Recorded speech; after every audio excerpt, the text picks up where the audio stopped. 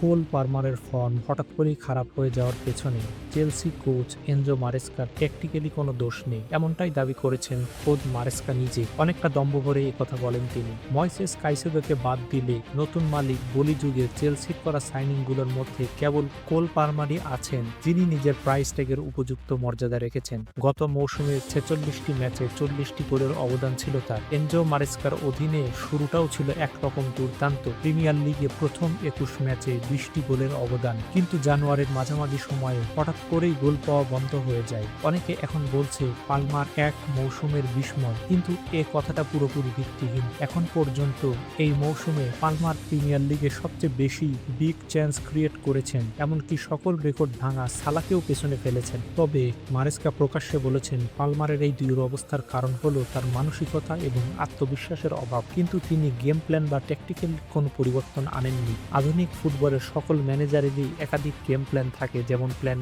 এ, B বা C, সেই সঙ্গে ব্যতিক্রমধর্মী ট্যাকটিক্স। এতটুকু সত্য যে মারেস্কা এ ধরনের কোনো পরিবর্তন আনেননি, কিন্তু সমস্যা হলো অন্য দলগুলো নিজেদের কৌশল পাল্টে মারেস্কের পরিকল্পনাকে রুখে দিতে সক্ষম হচ্ছে। এই ইনোভেশন শূন্য গেম প্ল্যানিংই পালমারের পোটেনশিয়ালিটিকে বাধাগ্রস্ত করছে। আর সত্যিকারের একজন টপ ম্যানেজার কখনোই তার সেরা খেলোয়াড়কে প্রকাশ্যে দোষারোপ করেন না, বিশেষ করে যখন সে স্পষ্টভাবেই সমস্যায় ভুগছেন।